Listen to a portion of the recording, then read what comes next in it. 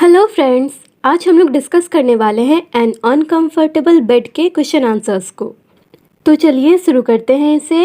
Question number 1 में यहाँ पे हमारे पास दो सेंटेंसेस दिए गए हैं, जिनमें से पहला सेंटेंस है my friends were fond of practical jokes और दूसरा सेंटेंस है I do not care to know people who are not. तो ए में हमसे पूछा जा रहा है कि दूसरे सेंटेंस में स्पीकर ने अपने फ्रेंड्स के किस वैल्यू के बारे में बताया है। इसका आंसर हो जाएगा, मेरे ख्याल से स्पीकर ने अपने फ्रेंड्स के ह्यूमरस नेचर को वैल्यू दिया है। बी नंबर है, क्या आप अपने टेक्स्ट में से कोई ऐसा एविडेंस बता सकते हो जो कि फर्स्ट सेंटेंस को सपोर्ट करे। इसका आंसर हो जाएगा, हमारे टेक्स्ट से एक ऐसा एविडेंस है, वैसे तो बहुत सारे एविडेंस है पर मैंने एक ही एविडेंस के बारे में बताया है।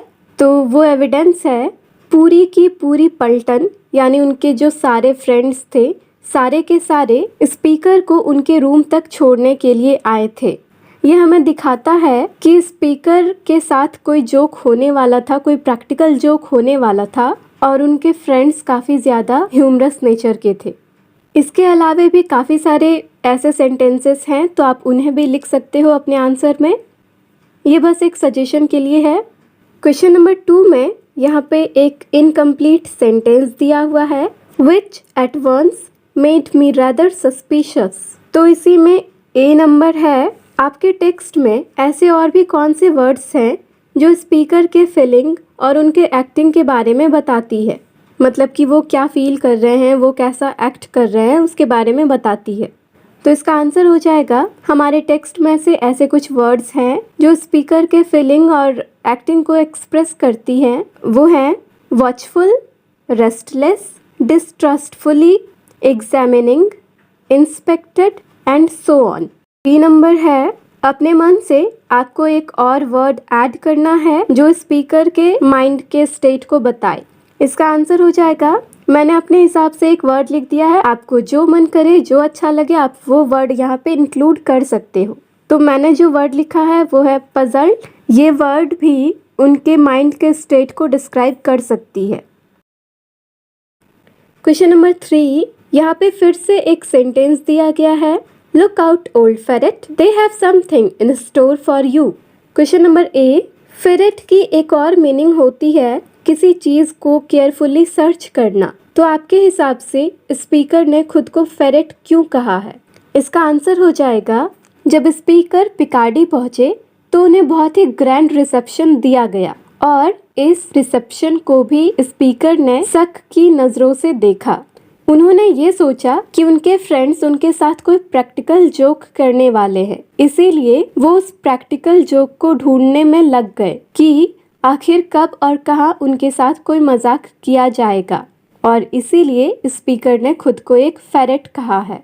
इसी का बी नंबर है, स्पीकर ने क्या सोचा कि उनके फ्रेंड्स ने उनके लिए क्या किया होगा। इसका आंसर है, स्पीकर ने ये सोचा कि उनके फ्रेंड्स ने उनके लिए कोई प्रैक्टिकल जोक प्लान किया होगा। क्वेश्चन नंबर 4, एक बार रूम के अंदर जाने के बाद स्पीकर किस तरह से मूव कर रहे थे और किस तरह से एक्ट कर रहे थे, और वो जैसा भी मूवमेंट या एक्शन कर रहे थे तो क्यों कर रहे थे। इसका आंसर हो जाएगा, एक बार रूम के अंदर जाने के बाद स्पीकर बहुत ही धीमी धीमी कदमों से आगे बढ़ रहे थे, रूम को अच्छी तरह से एग्जामिन कर रहे थे। उन्होंने सारे विंडोज बंद कर दिए, सारे पर्दे लगा दिए और सारे कैंडल्स को भी जला दिया। ऐसा वो इसलिए कर रहे थे क्योंकि उन्हें शक था कि उनके फ्रेंड्स ने उनके लिए जरूर कोई जाल बिछाया होगा और वो उसके कोई विक्टिम नहीं बनना चाहते थे। क्वेश्चन नंबर 5, स्पीकर ने सारे शटर्स क्यों बंद कर दिए और सारे पर्दे भी क्यों लगा दिए। ऐसा करने से क्या हुआ। इसके अलावे उनके इस एक्शन से, यानी सारे खिड़की दरवाजे लगा देने के बाद पैरा नंबर 14 में उन्होंने जो कुछ भी किया उससे कैसे फाइनल आउटकम निकला। इसका आंसर हो जाएगा, स्पीकर ने सारे शटर्स बंद कर दिए, सारे के सारे कर्टेन्स लगा दिए ताकि बाहर से उनके साथ कोई भी किसी तरह का मजाक ना कर पाए, और इस चीज की वजह से उनके पूरे रूम में सिर्फ अंधेरा छा गया। और इसके साथ ही पैरा नंबर 14 में जो दिया गया है, वो अपने गद्दे को खींचकर नीचे ले आते हैं बिल्कुल दरवाजे के सामने, रूम के बीचों बीच और उनके इसी एक्शन से फाइनल आउटकम निकल आता है। क्वेश्चन नंबर 6, ये जो डिस्कवरी थी कि उनके रूम की जो चेयर थी, कुर्सी थी, वो बिल्कुल ठीक थी, ये डिस्कवरी स्पीकर के लिए इम्पोर्टेंट क्यों थी? इसके 3 ऑप्शंस दिए गए हैं जिनमें से हमें एक ऑप्शन को चूज करना है। तो पहला ऑप्शन है, इसका मतलब ये हुआ कि स्पीकर को जब भी ज़रूरत पड़े तो उस चेयर से खुद को प्रोटेक्ट कर सकते हैं।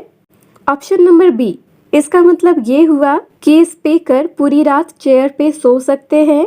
ऑप्शन नंबर सी, इसका मतलब ये हुआ कि उनके फ्रेंड्स ने उस चेयर के साथ कोई भी प्रैक्टिकल जोक प्लान नहीं किया है। तो इसका आंसर हो जाएगा ऑप्शन नंबर सी, ये बिल्कुल सही है। Question number 7, I did not dare to get into the bed. Speaker की हिम्मत नहीं हुई कि वो बेड पे जा सके। तो स्पीकर की ऐसी हिम्मत क्यों नहीं हो पा रही थी और फाइनली वो बेड पे क्यों गए? इसका आंसर हो जाएगा, शुरू में स्पीकर की इतनी हिम्मत नहीं हो पा रही थी कि वो बेड पे जाएं क्योंकि उन्हें वो थोड़ा सस्पिशियस लग रहा था, उन्हें उस बेड पे भी शक था। इसके बाद उन्होंने कुछ अरेंजमेंट्स किए और फाइनली अपने बेड को खींचकर नीचे ले आए रूम के बीचों बीच। अब ये जगह और अपना नया बेड उन्हें काफ़ी सेफ लग रहा था और जब उन्हें सारी चीज़ें बिल्कुल सही लगी तो वो वहाँ पे सो गए। क्वेश्चन नंबर 8, स्पीकर के ऊपर जब कोई बॉडी गिरा तब वो उठ गए। इसके अलावे उन्होंने क्या फील किया और क्या सुना? उन्हें कब और कैसे ये एहसास हुआ कि आखिर एक्चुअली में हुआ क्या था? इसका आंसर हो जाएगा, जब स्पीकर के ऊपर में एक बॉडी गिरा तब उनकी नींद खुल गई। उन्हें ऐसा लगा कि उनके ऊपर कोई बर्निंग लिक्विड गिर रहा हो, उनके फेस पे, उनके नेक पे और उनके चेस्ट पे।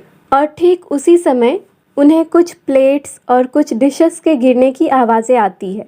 थोड़ी सी मशक्कत करने के बाद वो उस बॉडी को अपने ऊपर से हटा लेते हैं और उठते हैं और भागते हुए रूम के बाहर चले आते हैं। जब वो दोबारा अपने फ्रेंड्स के साथ वापस रूम में आते हैं तो वो देखते हैं कि उनके अनएक्सपेक्टेड बेड पे एक वैलेट था, मतलब उनका केयर टेकर था। जब वो उनके लिए सुबह की टी लेकर आ रहा था तो वो उस बेड से टकरा गया और फाइनली स्पीकर के ऊपर गिर पड़ा।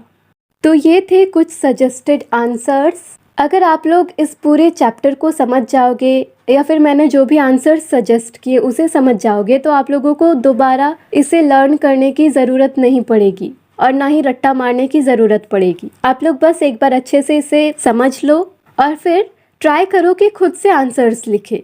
ये जस्ट एक तरह का हिंट है, तो आपको हिंट मैंने दे दिया है और फाइनली आप लोग इसे एक बार देखने के बाद ट्राई करना कि खुद से आंसर्स लिखो। I hope it will help all of you. Thank you for watching.